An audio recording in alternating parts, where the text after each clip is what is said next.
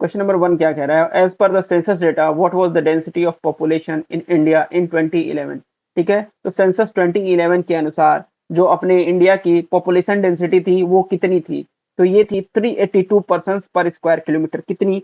382 persons पर square kilometre. That is option 2 इसका correct answer होगा। 382 पर्सन्स पर स्क्वायर किलोमीटर हम अपनी इंडिया की पॉपुलेशन डेंसिटी थी कब? 2011 के सेंसस के अकॉर्डिंग। अगर बात किया जाए स्टेट वाइज पॉपुलेशन डेंसिटी की, तो सबसे ज्यादा पॉपुलेशन डेंसिटी किस स्टेट की थी? तो वो थी बिहार की। इसकी थी बिहार की, और इसकी पॉपुलेशन डेंसिटी कितनी थी? इसकी थी 1106 पर्सन्स पर स्क्वायर किलोमीटर। कितनी?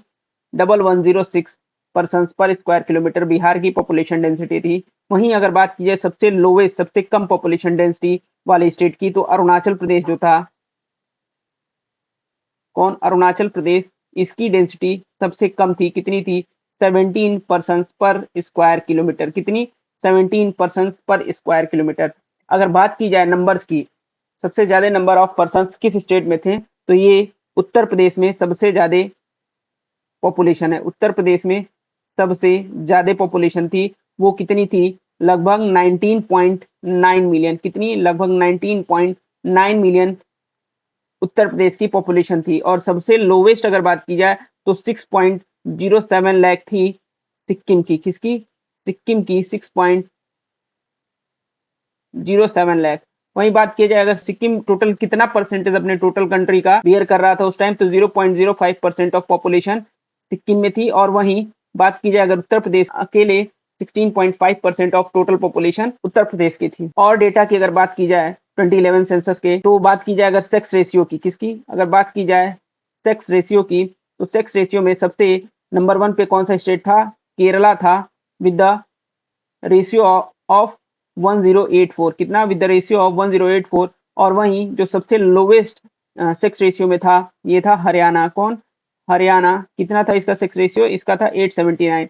और ओवरऑल इंडिया की अगर बात की जाए तो 940 इंडिया का सेक्स रेशियो था 2011 सेंसस के अकॉर्डिंग। यही बात की जाए अगर लिटरेसी रेट की,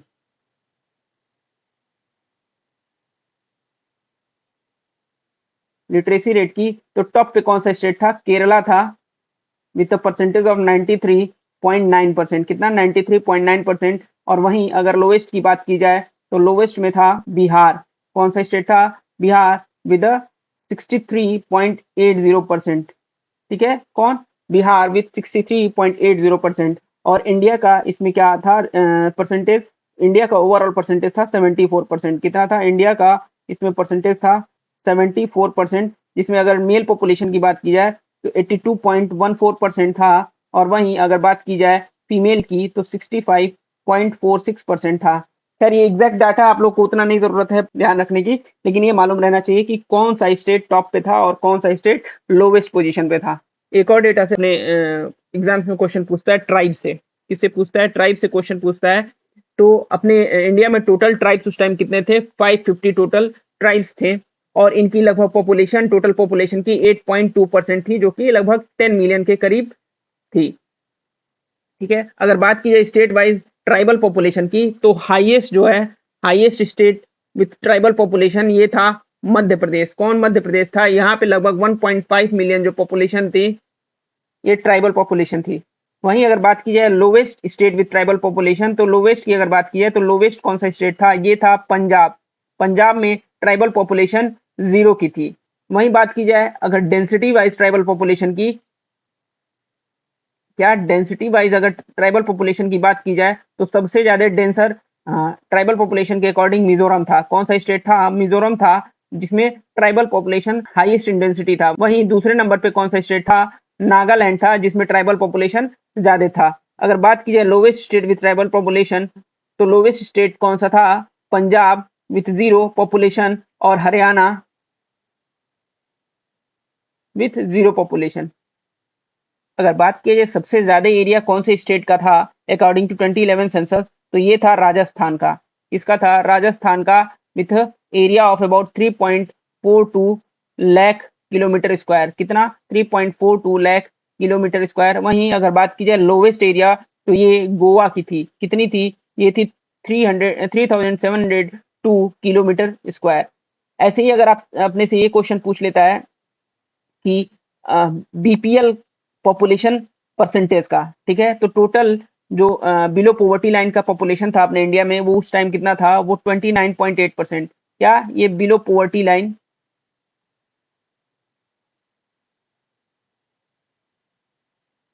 की पॉपुलेशन थी। वहीं अगर बात की जाए कौन सा स्टेट था जहां पे बीपीएल की पॉपुलेशन हाईएस्ट थी, तो ये था बिहार में। कहाँ पे, ये बिहार में हाईएस्ट बीपीएल पॉपुलेशन थी। और लोवेस्ट की अगर बात की जाए तो लोवेस्ट कौन से स्टेट में था, ये गोवा में बीपीएल पॉपुलेशन सबसे कम थी।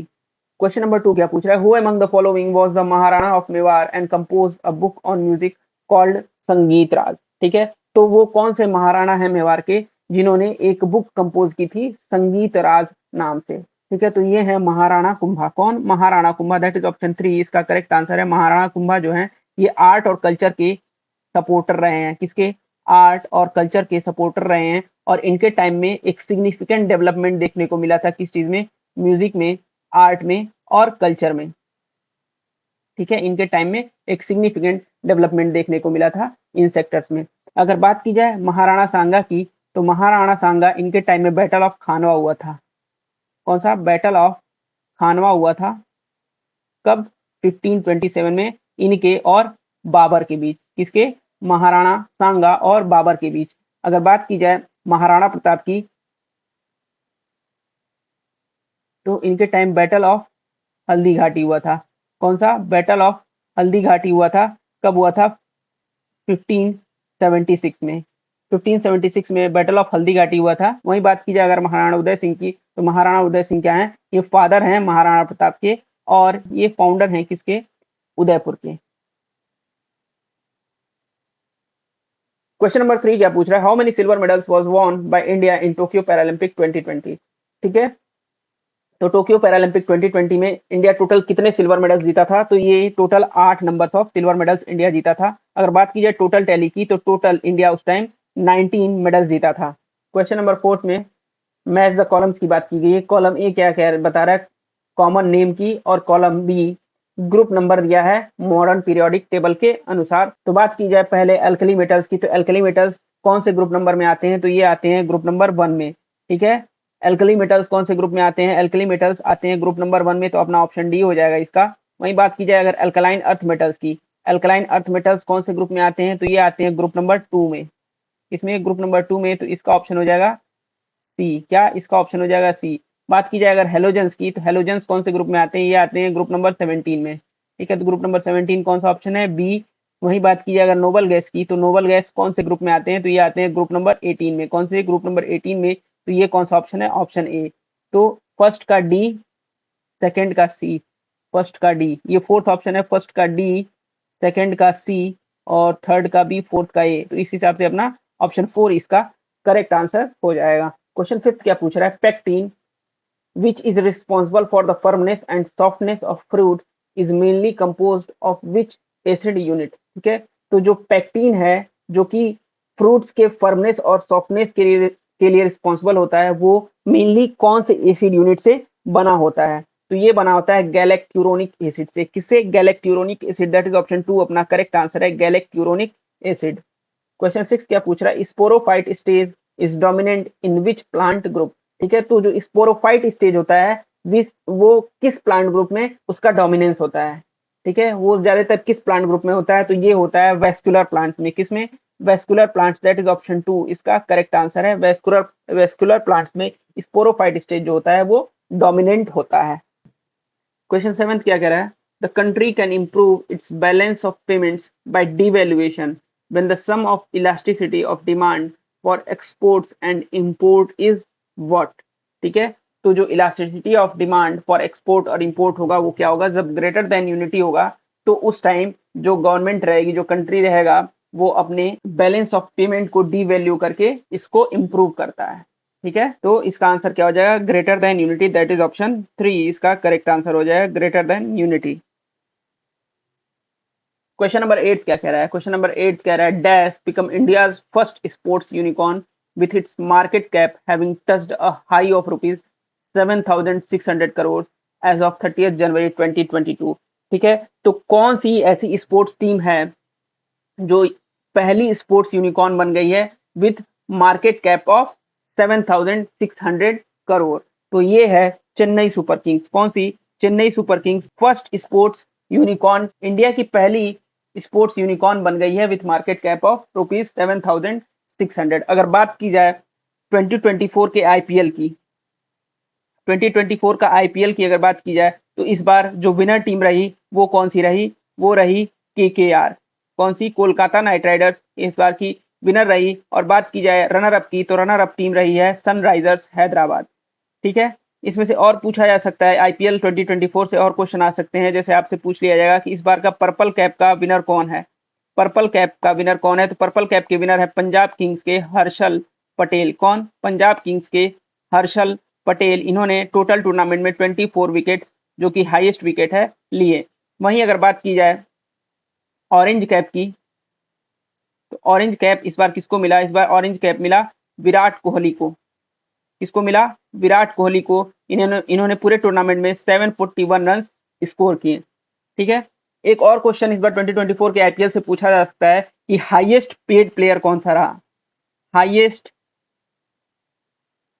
पेड प्लेयर कौन सा रहा? तो इस बार हाईएस्ट पेड प्लेयर रहे मिशेल स्टार्क। कौन? Mitchell Starc. इनकी बिडिंग कितने की हुई? ये बिके 24.75 करोड़ में।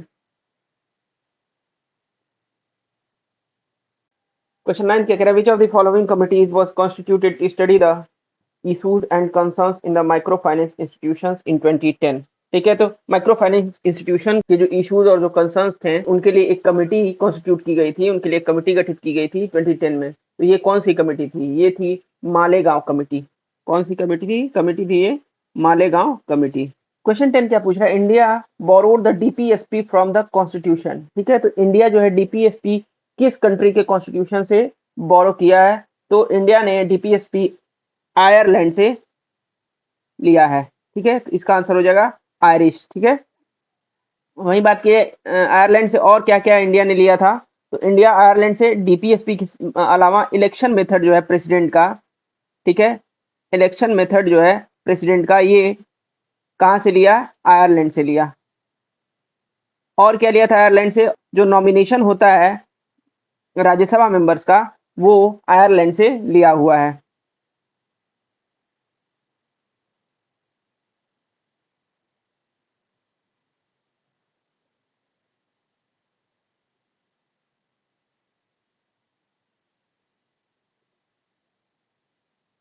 ठीक है, यही बात की जाए अगर ऑस्ट्रेलियन कॉन्स्टिट्यूशन से, तो ऑस्ट्रेलियन कॉन्स्टिट्यूशन से इंडियन कॉन्स्टिट्यूशन में क्या क्या लिए गए? तो जो सेंटर स्टेट रिलेशंस होते हैं, क्या जो सेंटर स्टेट रिलेशंस होते हैं वो ऑस्ट्रेलियन गवर्नमेंट से, ऑस्ट्रेलियन कॉन्स्टिट्यूशन से लिया गया है। और क्या लिया गया ऑस्ट्रेलियन से? ऑस्ट्रेलियन से लिया गया कॉन्करेंट लिस्ट। क्या जो कॉन्करेंट लिस्ट है अपनी, वो ऑस्ट्रेलियन कॉन्स्टिट्यूशन से लिया गया है।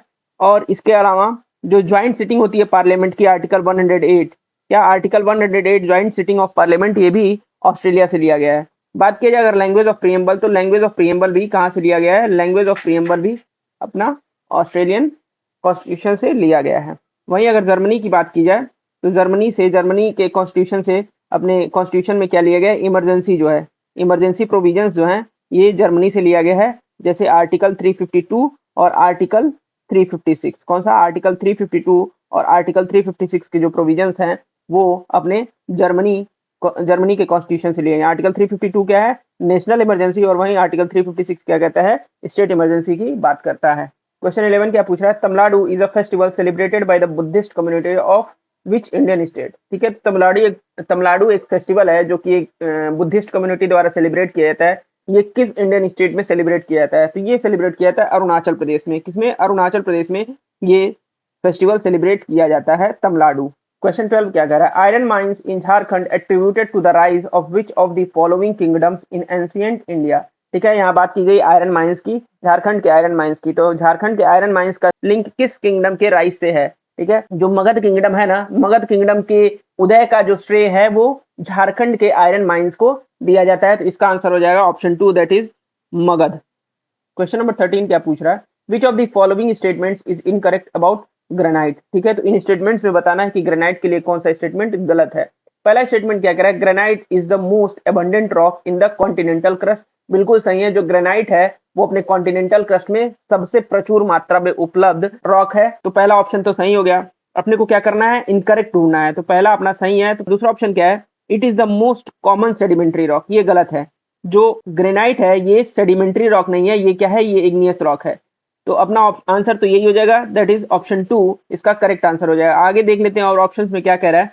These are igneous rocks that form when hot molten rock crystallises and solidifies. सही है, ये जो ग्रेनाइट होता है ये क्या होता है, ये एक इग्नियस रॉक होता है, जैसा अभी मैंने कहा कि ये एक इग्नियस रॉक है। फोर्थ ऑप्शन क्या कह रहा है, granite is composed mainly of quartz and feldspar with minor amounts of mica. ये भी सही है। ग्रेनाइट क्या है, ये किस चीज से मेनली बना होता है, क्वार्ट्ज और फेल्डस्पार से, ठीक है, और उसमें एक माइनर अमाउंट होती है माइका की। ये तीन ऑप्शन अपने सही है और अपना दूसरा ऑप्शन जो है ये गलत है। इस वजह से अपना ऑप्शन 2 इस क्वेश्चन का करेक्ट आंसर हो जाएगा। क्वेश्चन 14 क्या पूछ रहा है, Luddi is a folk dance of which of the following states of India. ठीक है, तो लुद्दी कहाँ का फोक डांस है, तो ये है पंजाब का फोक डांस। कहाँ का, पंजाब का फोक डांस है लुद्दी। ऐसे अगर बात की जाए मणिपुर की, तो मणिपुर का जो फेमस फोक डांस है वो है नाट संकीर्तन। कौन सा है, नाट संकीर्तन। वही बात की अगर एमपी की, मध्य प्रदेश की, तो मध्य प्रदेश का जो पॉपुलर फोक डांस है वो कौन सा है, वो है गोंड। और यहाँ पे मटकी डांस फेमस है। कौन सा, यहाँ पे मटकी डांस फेमस फोक डांसेस हैं। वही बात की जाए अगर केरल की, तो केरल का जो फोक डांस फेमस है वो क्या है, थेयम। कौन सा है, थेयम और थिरुवथीरा। कौन, थिरुवथीरा।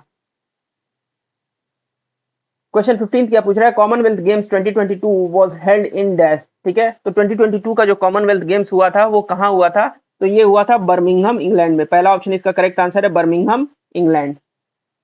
क्वेश्चन नंबर 16 क्या कह रहा है, क्वेश्चन नंबर 16 पूछ रहा है back to Vedas was the slogan of which reform movement. ठीक है, तो ये बैक टू वेदास, वेदों की तरफ वापस चलो, ये स्लोगन किस रिफॉर्म मूवमेंट का स्लोगन है, तो ये है आर्य समाज का। किसका, आर्य समाज का। दैट इज ऑप्शन 4 अपना इसका करेक्ट आंसर है। बात की जाए अगर आर्य समाज की, तो आर्य समाज कब स्टैब्लिश किया गया था, तो ये 1875 में स्वामी दयानंद सरस्वती ने, किसने, स्वामी दयानंद सरस्वती ने इसको स्टैब्लिश किया था। ठीक है, अगर बात की जाए देव समाज की, तो देव समाज किसके द्वारा स्टैब्लिश किया गया है, तो ये स्टैब्लिश किया है पंडित शिव नारायण अग्निहोत्री ने। किसने किया था, पंडित शिव नारायण अग्निहोत्री के द्वारा ये स्टैब्लिश किया हुआ ये रिफॉर्म मूवमेंट है। वही बात की जाए अगर ब्रह्मो समाज की, तो ब्रह्मो समाज किसने स्टैब्लिश किया था, तो ये स्टैब्लिश किए थे राजा राम मोहन रॉय। कौन, राजा राम मोहन रॉय। वही बात की जाए अगर प्रार्थना समाज की, तो प्रार्थना समाज की जो फाउंडर रहे हैं, तो प्रार्थना समाज के फाउंडर कौन रहे हैं, ये रहे आत्माराम पांडुरंग। कौन, आत्मा राम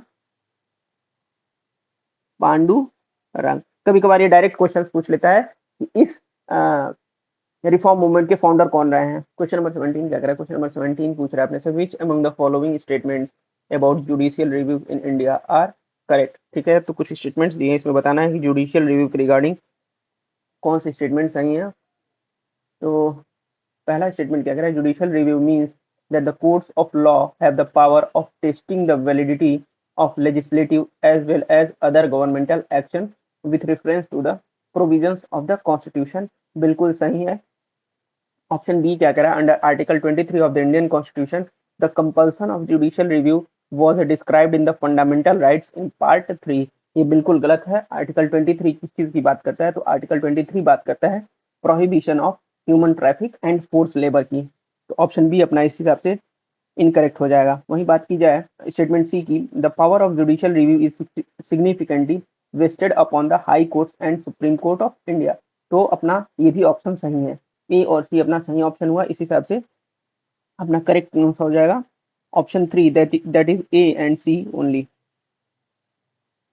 क्वेश्चन नंबर 18 क्या कह रहा है, क्वेश्चन नंबर 18 कह रहा है the ministry of education in February 2022 approved a new scheme dash for the next 5 years to cover all the aspects of adult education to align with the new national education policy। ठीक है, तो फरवरी 2022 में ministry of education ने adult education को बढ़ावा देने के लिए एक स्कीम स्टार्ट की थी अगले 5 साल के लिए, 2022 से अगले 5 साल के लिए एडल्ट एजुकेशन के लिए। ठीक है, तो ये एजुकेशन प्लान कौन सा था, तो ये था न्यू इंडिया एजुकेशन प्लान। कौन सा था, ऑप्शन 3 अपना इसका सही है, न्यू इंडिया एजुकेशन प्लान। अगर बात की है इसके टारगेट ऑडियंस की, तो इसके टारगेट ऑडियंस जो थे, जो भी कम से कम 15 साल की उम्र के हैं, वो इसके टारगेट ऑडियंस थे, मतलब मोर देन 15 ईयर्स वाले इसके टारगेट ऑडियंस थे। बात की है क्वेश्चन नंबर 19 की, according to Indian state of forest report 2019, what is the total forest cover in India. ठीक है, तो जो इंडियन स्टेट फॉरेस्ट रिपोर्ट आया था 2019 में, उसके अकॉर्डिंग जो फॉरेस्ट कवर है इंडिया का वो कितना परसेंट था, तो ये था 21.67%। कितना? 21.67%, दैट इज ऑप्शन 2 इसका करेक्ट आंसर है, 21.67%। क्वेश्चन नंबर 20 की बात की जाए तो क्वेश्चन नंबर 20 क्या पूछ रहा है अपने से, रासलीला recognized as one of the classical dance forms of India belongs to which of the following states। ठीक है, तो जो रासलीला है जिसको as a classical dance recognise किया गया है, ये किस स्टेट का है, ये किस स्टेट से बिलोंग करता है, तो ये है रासलीला मणिपुर का। कहाँ का?